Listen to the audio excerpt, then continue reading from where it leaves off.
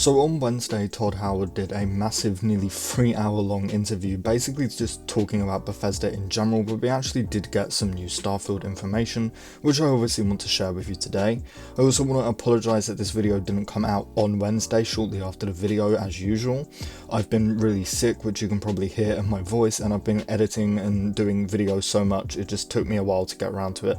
So again, I apologise for that, but we are going to talk about it now. So do me a favour, drop the video a like, and if you're new around here, consider subscribing if you're looking for a place to stay up to date on Starfield content. But with that said, let's just get straight to it. So one of the first things that Todd talks about is how systems will work in Starfield. This interview is linked in the description below, by the way.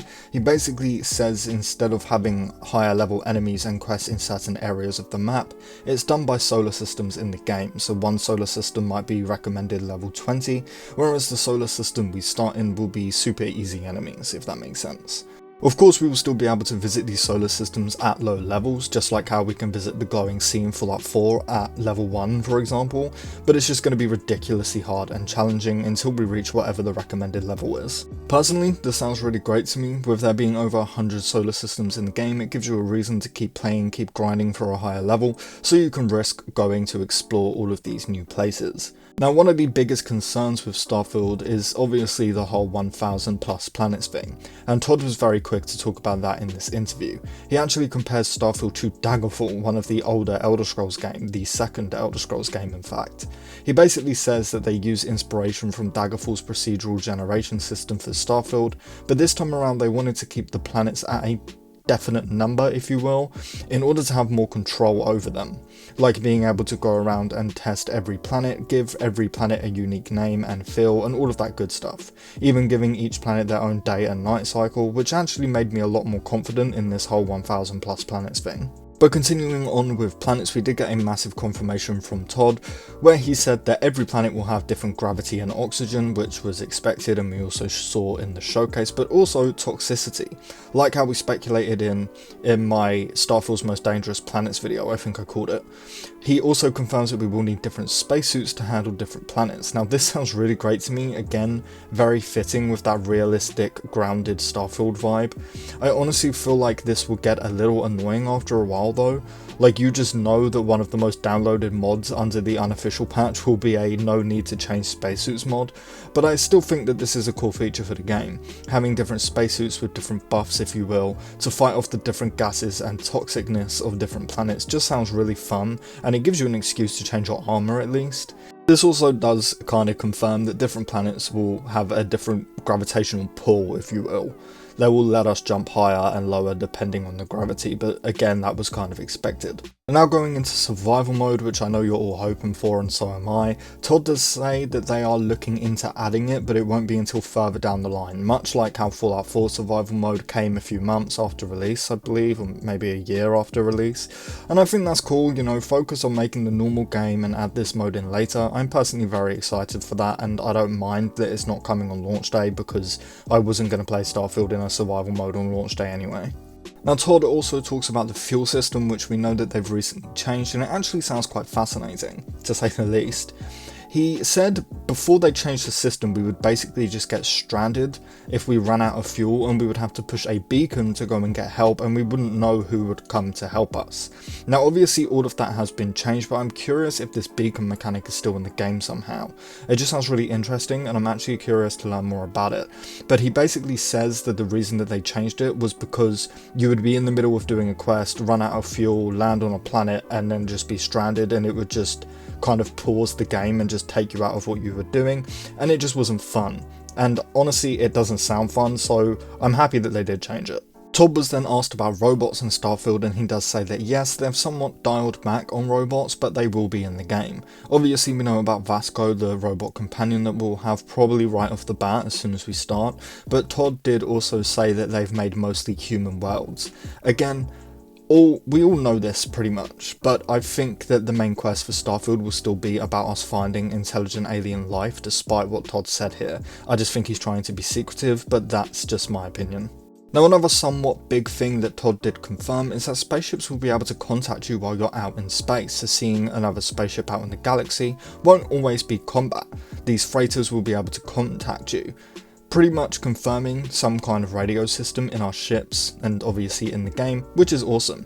I made a video talking about this months and months ago, like 7 months ago or so, and if you've seen that video you'll know why I'm so excited for this feature. Now going into companions, Todd did say that Starfield will of course feature a bunch of companions and 4 of them will come with complex relationships. Now I'm going to go on a little bit of a rant here, so excuse me. Todd says that if we get into a relationship with one of these 4 companions and then do something they dislike or even hate, we will be in a temporary sort of argument with them, like how you would argue with your partner in real life if you piss them off.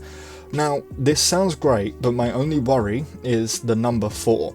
Now you all know I've been saying for a while that in my opinion Fallout 4 has the best companions of any BGS game, and I would love if Starfield was at least on that level, if not better. They had likes and dislikes, loves and hates, and there was a bunch of these companions that you could actually build a relationship with even if it wasn't romantic. Now hearing Starfield only has 4 of these companions that you can romance is quite worrying to me, because I will be very disappointed if that's the case. Now it could just mean, oh no, you'll still have a bunch of in-depth companions, but you can only romance 4 of them, and even that sounds a little bit whack to me, because in Fallout 4 you could romance a bunch more.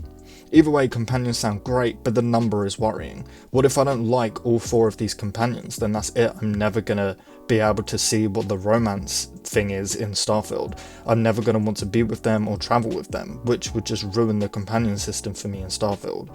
I would feel better if we had a bigger number of companions, again like how Fallout 4 has like 14 companions.